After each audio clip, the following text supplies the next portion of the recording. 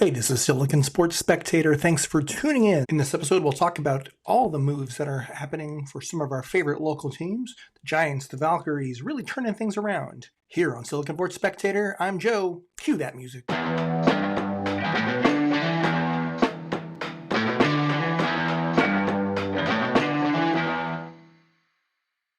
Alrighty, sports fans in the Bay Area, let's talk about what's going on around here. First, a special shout out to my nephew Luke. Luke's my guy because he roots for the Bills and he roots for Tottenham Hotspur. So what more could I want? Happy birthday, buddy. All right, we think back just a week ago, we were talking about the Valkyries, and they're in a little bit of a slump, a 4-game losing streak. Well, things have turned around a bit. It's nice when you're not playing the two top teams in the league who had been undefeated up to that point. So let's recount some of those. We did extend that losing streak into a game against Phoenix where we had a late collapse.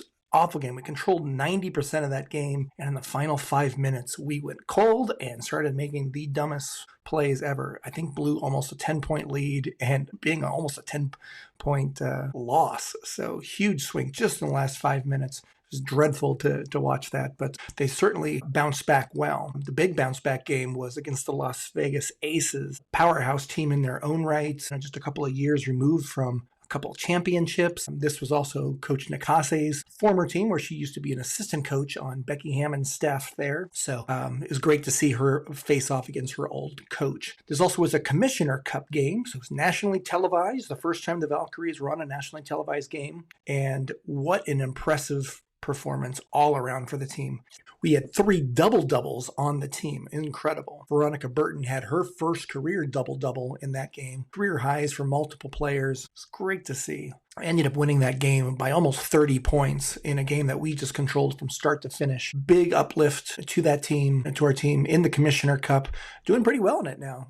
We do have the original loss to Phoenix. Facing off against us in that Aces game for Las Vegas, Chelsea Gray is an East Bay product, originally from Oakland.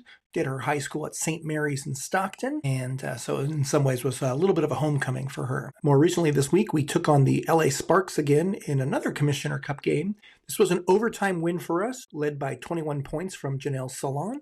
That was her career high. So fantastic to see. We're hitting on all cylinders right now. Some roster moves, though, happening, with the Valkyries. Worth noting, most of them having to do with players going to play in Eurobasket. I guess it's our European tournament that's going on. A few folks, especially on our team on the Valkyries, that have a big international presence. So we have several players going over. Julie Van Loo goes to represent Team Belgium, and Janelle Salon, who I just mentioned, going to help Team France. So, yeah, big things there, but nice to see us beat our statewide rivals in the LA Sparks in a very close overtime win there. Kelsey Plum for the Sparks was complaining about afterwards the calls that were going against, or rather the calls they were not getting for the LA Sparks. But I watched that game. I felt like it was a pretty balanced game. And the refs were letting them play, I admit, but it was very much a two-way thing. But so we are 2-1 in the Commissioner Cup, doing pretty well. Next up for the Valkyries is the Seattle Storm. Watch out for Nike Ogumake, also was a WNBA MVP. We know her from her time at Stanford. She comes back leading the way for the Seattle Storm. It's going to be a really tough match in that one. Looking at the NBA action, just a quick note about the NBA Finals. You probably know, as of yesterday, the Indiana Pacers have taken a 2-1 lead over the Oklahoma City Thunder. A great matchup. It's every time I think one team wins, I feel like that team has the advantage. But I just have a feeling this series is going 7 games. It'll go the distance, and it'll be a good one. It's been entertaining so far. Not a lot of people are tuning in. These are 2 small market teams in the NBA, but it is great action, and I hope people do check it out. It's been a very entertaining series. One of the talking points coming out of this series, just in terms of fan experience side, is the broadcast itself feeling like just another regular season game. I was surprised to hear that, but as I was listening to people's gripes about this, it actually did kind of resonate in that there wasn't a lot of spectacle about it. People were saying, look, it was, you used to have like the giant Larry O'Brien graphics on the court and so forth. The NBA did pivot, hearing that feedback, and began to use digital forms of that, but I don't know, people are still complaining and saying it's not enough. And yeah, the NBA certainly has its favorite stars, as we know. LeBron or a Steph Curry play. Of course, I feel like they do add a lot more emphasis, so forth. We're getting good coverage, but people just like to complain. Any case, check it out. It takes away nothing from the good basketball that's happening. Check it out. It's been a great series. One other quick NBA note related to the Warriors, just so that you're aware. Brandon Pajemski went in for another surgery. And I say another because he just had wrist surgery, and now he just had another surgery on his core. So I was a little surprised about that one, but they're still saying that he'll be ready for camp. Brandon, get well soon. I've kept seeing him sideline for the Valkyries games. He's been a great supporter for them, and certainly been thinking about him as we've watched his former college teammate, Jalen Williams, play for the Oklahoma City Thunder. A couple quick hockey notes here just to rattle off that the Florida Panthers have taken a 2-1 lead in that series against Edmonton, and this is another one that absolutely fantastic series, and I think this one too will go 6 or 7 games for sure. Tune in if you haven't. I appreciate my buddy Brad, who was saying that he is not a typical hockey fan, but tuning into this finals has really helped make him a fan. So now I just have to explain icing to him again. One last NHL note, just for us local Sharks fans, and that is been long tracking his rookie year, of course. Macklin Celebrini, giving us hope for the future and our star prospect, to turn around our core piece as we continue our rebuild. Votes are in for the Calder Trophy. That's the Rookie of the Year in the NHL. And Macklin came in third in the voting. Ended up going to Lane Houston, a defenseman for the Montreal Canadiens. Led all rookies in scoring. Phenomenal defenseman. I think is great. I think when we look back at this, Macklin will probably have the better career. I think it's at least safe to say among his classmates here in this rookie campaign. Dustin Wolf, our Gilroy-based goaltender, playing for the Calgary Flames, came in second. I thought that was that maybe would have even gotten more votes for Dustin Wolf had the Calgary Flames eked into the playoffs. They were very close, but again, he'll be an important piece for them going forward.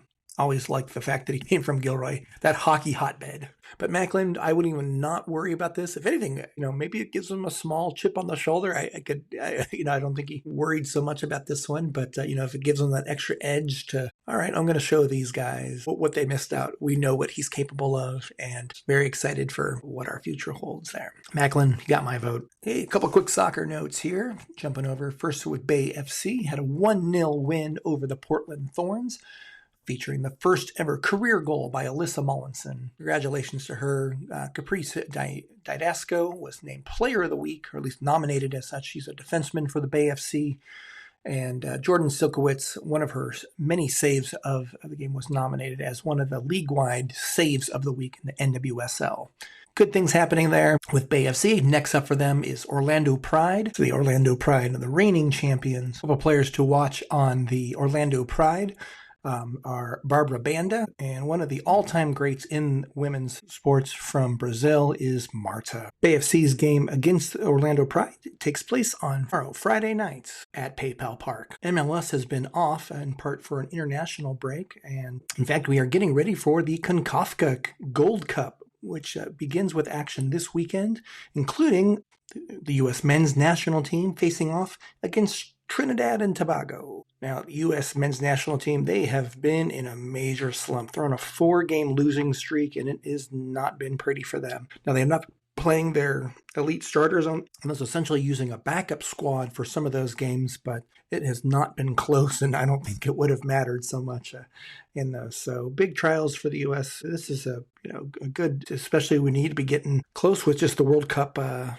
few months away, beginning next year. Less than a year away, we'll be having the World Cup, and as one of the host squads, Team USA has not been looking great. Alrighty, probably the biggest story of this past week for us local sports fans has been the reemergence of our San Francisco Giants. Again, we just came off last week when we covered them. They were just coming off of a major offensive slump. We're getting some wins, but very tight games. And the team made some roster moves, including designated for assignments, Lamont Wade. Lamont did end up getting traded to the LA Angels just this past week. But really, since that roster move, maybe that was just the spark that we needed, because it has been great. The Giants are now a half game out of first place in the NL West as we speak about this on Thursday afternoon. They're on a 7-game win streak right now. We've had great walk-off performances, walk-off on a wild pitch, walk-off home run, Matt Chapman on Saturday night.